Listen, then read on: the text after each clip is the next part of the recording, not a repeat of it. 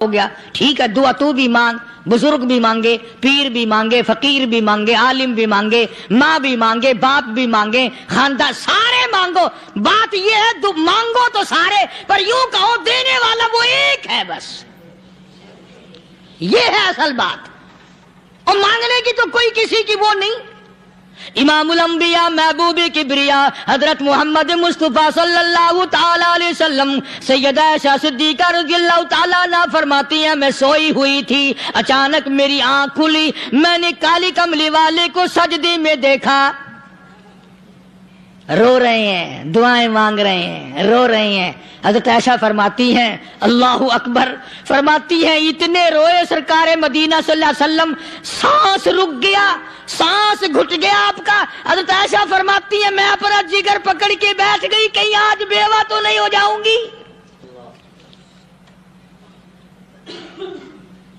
نبی نے اتنا مانگا، اتنا مانگا، اتنا مانگا، اس کائنات میں مانگنے والا کوئی آیا ہی نہیں۔ ہر آن مانگا، ہر لمحہ مانگا، ہر گھڑی مانگا، اور اتنا مانگا۔ میری بات لکھ کے لے جاؤ انشاءاللہ، کچی پکی بات نہیں۔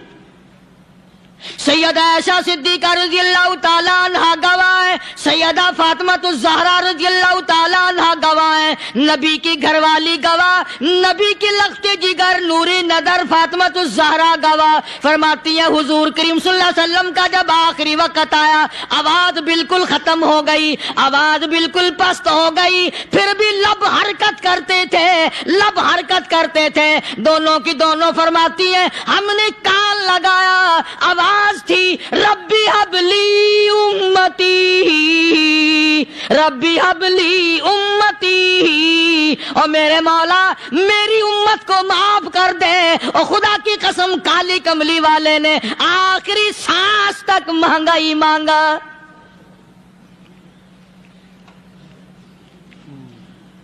چاہے تیرے لیے مانگا، امت کے لیے مانگا، مگر ہر وقت مانگا۔ اور یوں فرمایا کہ میدان حشر میں جب لوگ چاروں طرف سے پریشان ہو کر، عاجز ہو کر، تنگ ہو کر، دھکے کھا کر، ذلیل ہو کر، انبیاء علیہ الصلوۃ والسلام کے مشورے سے جب حضور کریم صلی اللہ علیہ وسلم کے دربار میں آئیں گے، مشکاۃ شریف میں حدیث موجود ہے، ارشاد حضور کریم صلی اللہ علیہ وسلم کا، فرمایا لوگ مجھے سفارش کے لیے کہیں گے اللہ اکبر کبیرہ، تو یوں فرمایا یہ نہیں فرمایا کہ میں اللہ میاں کو ٹیلی فون کروں گا کہ دیکھنا ذرا خیال کرو امت آ رہی ہے میری، یا امت کو یہ کہے کہ رکا لے جاؤ، بلکہ یوں فرمایا جیسے امت آ کر کے مجھے پریشان کرے گی میں سجدہ کروں گا،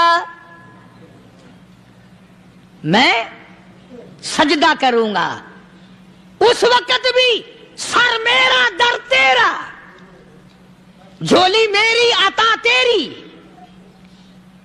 اور حدیث پاک کا اگر مضمون پڑھ کر دیکھو سارے مضامین حل ہو جائیں۔ یوں فرماتے ہیں خود حضور کریم کہ میں اتنا لمبا سجدہ کروں گا اس وقت قیامت میں، اتنا لمبا سجدہ کروں گا کہ 7 دن 7 راتیں کا وقت ایک ہفتے کے برابر وقت لگ جائے گا، میں سر سجدے سے نہیں اٹھاؤں گا۔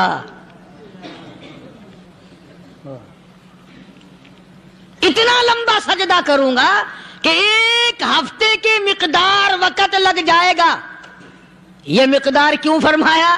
قیامت کا دن ہے نا، دن ڈھلنا نہیں، چھپنا نہیں، رات آنی ہی نہیں، رات تو ہے ہی نہیں نا، اس لیے فرمایا ایک ہفتے کی مقدار دن لگ جائے گا، وقت ختم ہو جائے گا پورا ہفتے کے برابر۔ اس کے بعد اللہ پاک مجھے فرمائیں گے ارفع راسک یا محمد صلی اللہ علیہ وسلم، میرے محبوب سر اٹھاؤ، سل مانگو توتا دوں گا، مانگو دیا جائے گا، سوف یعطیک ربک فترضی، تیرا رب تجھے راضی کر دے گا۔ صحابہ اکرام رضوان اللہ تعالی علیہ مجمعین نے عرض کر دیا یا رسول اللہ صلی اللہ علیہ وسلم آپ کس وقت راضی ہوں گے؟ کتنے لوگ جنت میں چلے جائیں گے، دوزخ میں چلے جائیں گے، آپ کس وقت راضی ہوں گے؟ خدا کی قسم اس محسن کائنات کا کیا کہنا کالی کملی والے نے جو ہم پر مہربانی فرمائی. یوں فرمایا جب تک ایک ایک امتی کلمہ پڑھنے والے کا ہاتھ پکڑ کر جنت میں نہ لے جاؤں میں محمد الرسول اللہ کو چین نہیں آئے گی. ایک ایک کو لے جاؤں گا اور چین نہیں آئے گا مجھے اس وقت بھی. تو عرض یہ کر رہا تھا کہ قرآن کریم نے اور تمام چیزوں میں عقیدے کا سدھار کہ عقیدہ بناؤ. یہ جو عقیدہ ہے نا اس کی حیثیت ایسی ہے جیسے پہلی اینٹ عمارت کی. اگر اینٹ ٹیڑھی ہو گئی تو ساری عمارت ٹیڑھی ہو جائے گی.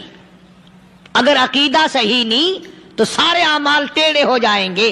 اور اگر عقیدہ صحیح ہے تو اعمال بھی اور تمام افعال بھی اخلاق بھی تمام کی بنیاد جو ہے وہ صحیح رہے گی اور اچھی توفیق ہوگی. یہ عربی کلمہ ہے. آپ اور میں اگر کلمے کا معنی سمجھ لیں پھر بھی بات بنتی ہے. یہی تو معنی لا الہ الا اللہ. کوئی نہیں بگڑی بنانے والا، کوئی نہیں حاجت روا، کوئی نہیں مشکل کشا، کوئی نہیں تیرا ہاتھ پکڑنے والا، کوئی نہیں مجھے اور آپ کو اولاد دینے والا، کوئی نہیں بیوی بچے دینے والا، کوئی نہیں یہ ہر روز روٹی کھلانے پانی پلانے والا اس کے سوا کوئی نہیں الا اللہ. ایک اللہ کی ذات ہے. اور فرمایا کہ یہ بتایا کس نے کہ یہ سب کچھ کرنے والا کون ہے؟ محمد الرسول اللہ صلی اللہ علیہ وسلم. کہ ہمارے آقا اور مولا حضرت محمد الرسول اللہ صلی اللہ علیہ وسلم نے بتایا. تو قرآن کریم کی ان آیتوں نے وضاحت کر دی وما تدری نفس ماذا تکسب غدا.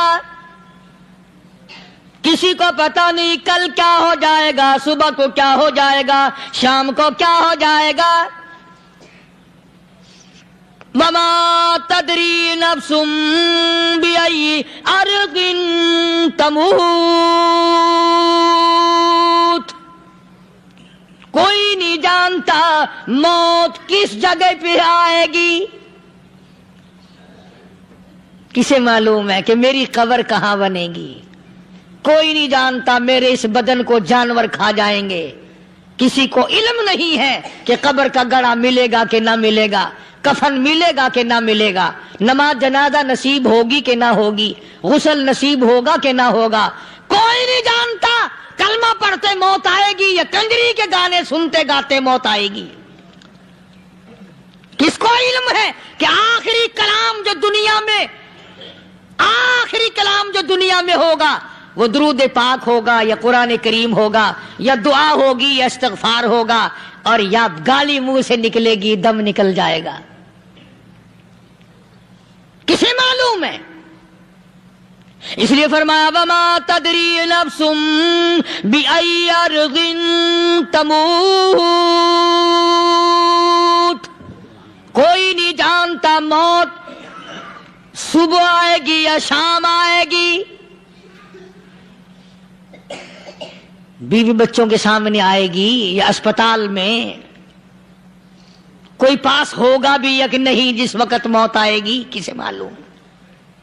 سجدے میں آئے گی یا کنجری کی گود میں آئے گی کیا پتا، فلم میں آئے گی یا مسجد میں آئے گی.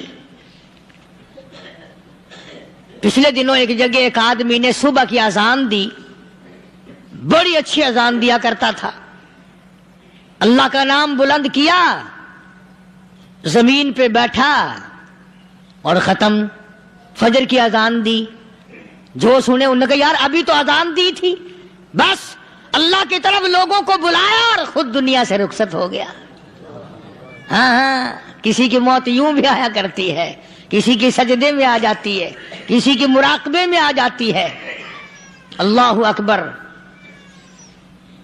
کسی کی نماز میں آئے، اللہ کی طرف دھیان لگے ایسا لگے کہ لگی جائے وہ چلا ہی جائے. ہمارے استاد محترم مولانا عبد الخالق صاحب رحمۃ اللہ علیہ یا کبیر والے میں تھے، بہت بڑے عالم، جید عالم، سمندر تھے علم کے. بس صبح کی نماز کے بعد مراقبے میں بیٹھے اللہ اللہ کر رہے ہیں، بس جیسے اتحیات میں بیٹھتے ہیں نا اسی طریقے سے بیٹھے تھے. دن چڑھ گیا، بھتیجے نے آ کر کے کہا حضرت ناشتہ تیار ہے، جواب کوئی نہیں. پھر کچھ دیر کے بعد آیا کہ حضرت ناشتہ تیار ہے، جواب کوئی نہیں۔ اور دن چڑھ گیا، ہاتھ لگا کے دیکھا کہ حضرت تو پہنچ گئے اللہ کے یہاں۔ کس حالت میں؟ ایسی اللہ اللہ اللہ سے لو لگائی کہ اللہ ہی کے یہاں چلے گئے۔ اور ان اللہ والوں کے پاس اس نیت سے لگا کرو، میری آخرت بن جائے، میری قبر بن جائے، میرا آخری کلام جو دنیا میں ہو وہ کلمہ ہو، استغفار ہو، درود پاک ہو، قرآن کریم ہو، پھر تو مزہ ہے۔ اور اگر ہائے ہائے ہائے ہائے کرتے مر گئے تو کیا ہوا؟ فرمایا ان اللہ علیم خبیر، میں خدا کی ذات تمام چیزوں سے واقف ہوں۔ مجھے تو پتا ہے نا، تیرے ایک ایک سانس کا پتا ہے، تیری رگ کے ایک ایک خون کے قطرے کا مجھے پتا ہے۔ اسی لیے کہا کرتا ہوں کہ عادت ڈالو درود شریف پڑھتے ہوئے چلنے پھرنے کی، کلمہ کلام پڑھتے ہوئے چلنے پھرنے کی، استغفار کرتے ہوئے چلنے پھرنے کی۔ پہلے زمانے میں جب ٹھوکر لگتی تھی تو لوگ سبحان اللہ کہتے تھے، اللہ اکبر، استغفر اللہ۔ اب گالی منہ سے نکلتی ہے، اب گالی منہ سے نکل رہی، گالیاں بکتے ہوئے لوگ مر رہے ہیں۔ حضرت معاذ بن جبل رضی اللہ تعالیٰ عنہ مدینہ پاک میں بیمار ہے، آخری وقت ہے۔